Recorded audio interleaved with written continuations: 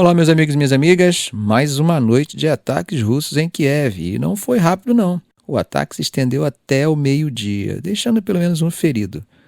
Gente, está cada vez mais tenso viver na capital ucraniana.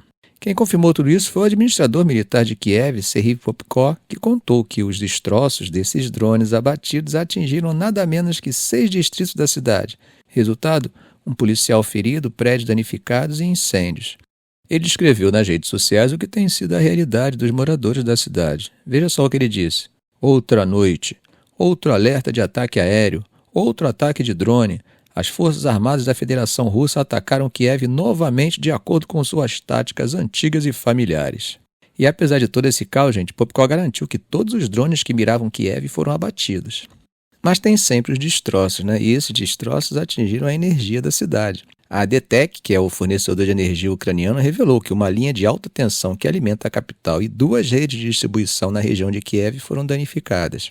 Alguns correspondentes de agências de notícias disseram que ouviram explosões não só dentro da cidade, mas também em seus arredores, durante um alerta de ataque aéreo que durou mais de 5 horas.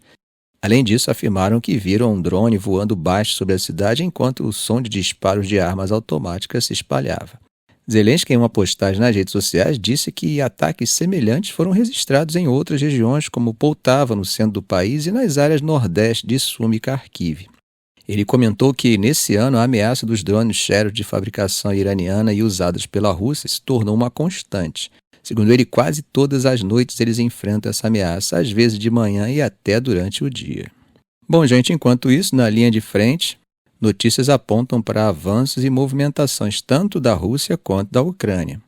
Ontem, sexta-feira, as forças ucranianas fizeram um pequeno avanço ao norte de Zudza, mesmo em meio aos contínuos ataques no saliente ucraniano principal em Kursk. Aliás, imagens geolocalizadas publicadas ontem mesmo mostram que as tropas ucranianas avançaram ao oeste e chegaram até o sudeste de Ruskoe-Poreshonoi, que fica ao norte de Zudza. Por outro lado, fontes russas relataram que as forças ucranianas continuaram seus ataques ao longo do saliente, inclusive na região sudeste de Korenevo, perto de Novoivanovka, e ao sul de Sudza, nas proximidades de Plekhovo. Já do outro lado, ontem, sexta-feira, as forças russas avançaram ao nordeste de Kupiansk e noroeste de Kremina, mantendo a pressão ao longo da famosa linha Kupiansk-Svatov-Kremina.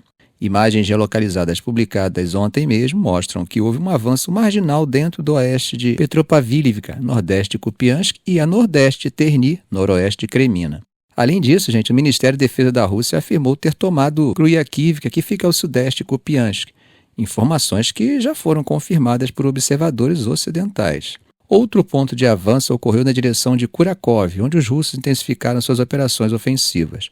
Fontes russas relataram que as forças avançaram mais a oeste em Novozelidivka, ao norte de Kurakov, e também ao norte de Vovchenka, que fica a nordeste de Kurakov. Nesse avanço, eles tomaram Stepanivka e Ilinka, na margem nordeste do reservatório de Kurakivsk. Já o porta-voz de uma brigada ucraniana que opera na região disse que a situação é complicada, mas que as forças ucranianas prepararam linhas defensivas e fortificações em Kurakov para dificultar o avanço russo. Mas não fica por aí. Também ontem, sexta-feira, houve relatos de avanços russos na direção de Vuhledar. Blogueiros militares afirmaram que as forças avançaram ao norte e nordeste de Novokanka, noroeste de Vuhledar, e ao norte de Bohoyavlenka e dentro de Trudov. Os combates continuaram em várias frentes. O ministro de Defesa russo, Andrei Beluzov, creditou à 40ª Brigada de Infantaria Naval, Frota do Pacífico e Distrito Militar Oriental, a suposta captura de Shakhtarsk e Novokanka. Bom, mudando o assunto, parece que a China continua tirando o sono dos oficiais graduados dos Estados Unidos. É isso mesmo, o chefe da Força Espacial dos Estados Unidos fez um alerta. Disse que a China está investindo em capacidades militares no espaço em um ritmo que chega a ser de tirar o fôlego. E isso aumenta muito o risco de um conflito em órbita. Pois é, o general Chance Saltzman, responsável pelas operações espaciais da recém-criada Força Espacial Americana, foi direto ao ponto. Segundo ele, a quantidade de diferentes tipos de armas espaciais que a China desenvolveu e a rapidez com que estão fazendo isso é muito ameaçador.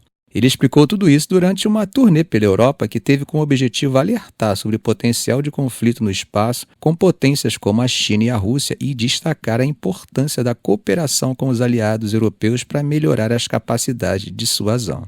Bom, mas por que essa força espacial dos Estados Unidos foi criada? Bem, Saltzman relembrou que nos últimos 20 anos, tanto a China quanto a Rússia desenvolveram e demonstraram a capacidade de travar batalhas no espaço. Para quem não se lembra, a Força Espacial foi estabelecida em 2019 pelo então presidente Donald Trump, que, por sinal, vai disputar a eleição agora terça-feira.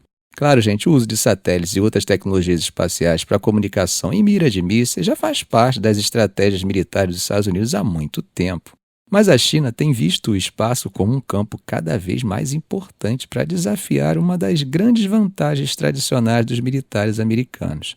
Já Pequim descarta as acusações dos Estados Unidos, afirmando que suas atividades espaciais não representam ameaça para ninguém.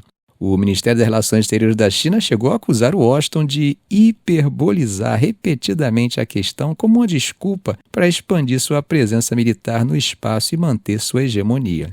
Em 2015, como parte das reformas militares, o presidente chinês Xi Jinping reuniu operações espaciais de informação e cibernética sobre a Força de Suporte Estratégico, um novo braço do Exército de Libertação Popular. E não parou por aí. Em abril desse ano, Xi fez uma nova reestruturação que praticamente dissolveu essa força, colocando suas funções sob o controle direto da liderança militar. Esse movimento a gente acaba mostrando que ele está reforçando ainda mais as operações especiais cibernéticas e de informação. E tem mais, tanto a Rússia quanto a China já testaram satélites com capacidades impressionantes, como ganchos de captura que conseguem retirar outros satélites de órbita e veículos de impacto cinético capazes de atacar satélites e mísseis balísticos de longo alcance no espaço. Em maio, um alto funcionário do Departamento de Defesa dos Estados Unidos contou em uma audiência do Comitê de Serviços Armados da Câmara que a Rússia está desenvolvendo uma arma nuclear indiscriminada, projetada para ser enviada ao espaço. E em setembro, a China realizou um terceiro teste secreto de um avião espacial não tripulado que pode ser usado para interromper a operação de satélites. O general Saltzman disse que os Estados Unidos estão muito à frente dos aliados europeus no desenvolvimento de capacidades militares espaciais, mas queriam lançar as bases para as forças espaciais do continente europeu.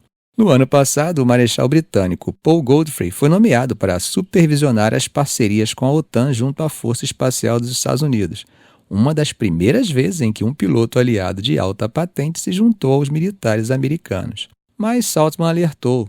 Ele disse que não adianta correr para criar forças espaciais por toda a Europa sem planejamento. Segundo ele, é muito dispendioso separar e criar um novo serviço. Mesmo nos Estados Unidos, onde há mais recursos, é normal subestimar o que seria necessário.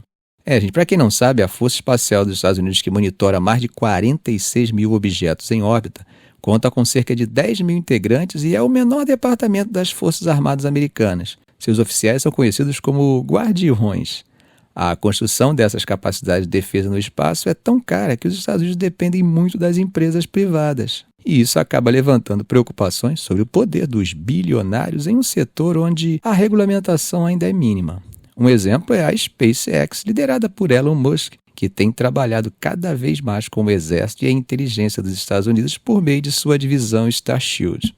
Essa unidade desenvolve satélites em órbita baixa para rastrear mísseis e dar suporte a atividades de inteligência. Só para vocês terem uma ideia, nesse mês, a SpaceX fechou um contrato de 734 milhões de dólares para fornecer serviços de lançamento espacial para as agências de defesa e inteligência dos Estados Unidos. E mesmo com preocupações sobre o comportamento meio que imprevisível de Musk e notícias de que ele tem tido contato frequente com o presidente russo Vladimir Putin, Saltzman afirmou que não tem receios quanto à colaboração do governo americano com a SpaceX. Bom, gente, atravessando o Mediterrâneo, a situação na Cisjordânia continua tensa. Os escritórios da Agência das Nações Unidas para Refugiados Palestinos, a UNRWA, foram severamente danificados durante um ataque de Israel em um campo de refugiados. Segundo a Agência Oficial de Notícias Palestinas, WAFA, escavadeiras militares israelenses chegaram a demolir parcialmente o edifício da UNRWA. O que se sabe é que o prédio principal sofreu danos menores, mas um pavilhão temporário ao lado foi totalmente destruído, coberto por terra com o telhado derrubado. As autoridades israelenses afirmaram que militantes colocaram explosivo nas proximidades e detonaram com a intenção de atingir tropas israelenses, e que foi essa explosão que causou os danos no prédio. Até agora não há confirmação independente sobre a causa exata, mas o cenário é consistente com outras demolições feitas por Israel em casas e edifícios palestinos na região ocupada da Cisjordânia. Esse incidente ocorreu pouco depois do parlamento israelense aprovar leis que, na prática, proíbem as operações da UNRWA em Israel e nos territórios palestinos. Israel tem criticado a agência por supostamente ignorar militantes em seu quadro de funcionários, uma acusação que a UNRWA nega veementemente. Essas leis, gente, devem entrar em vigor dentro de 3 meses. O porta-voz de Israel, David Mencer, disse que a UNRWA faz parte do passado e é parte do problema. E ainda disse que é hora da comunidade internacional e da própria ONU reavaliarem a função da agência, pois, segundo ele, ela tem sido infiltrada e usada por militantes do Hamas. Mas, por outro lado, várias agências da ONU saíram em defesa da UNRWA, que é vista como a espinha dorsal das atividades de auxílio em Gaza e outras áreas palestinas. Bom, gente, para quem não sabe, a UNRWA é responsável por fornecer educação, cuidar de saúde e assistência de emergência a milhões de refugiados da guerra de 1948. Vale lembrar que a população de Gaza, com cerca de 2 milhões de pessoas, é majoritariamente composta por famílias de refugiados, que recebem assistência dessa agência das Nações Unidas. Ficamos por aqui. Se esse vídeo foi útil a você, faça um comentário, compartilhe em suas redes sociais, dê um like. E é claro, se ainda não for inscrito, inscreva-se no canal e ative o sininho para não perder os próximos vídeos. Ok, gente? Um grande abraço do professor Arão Alves.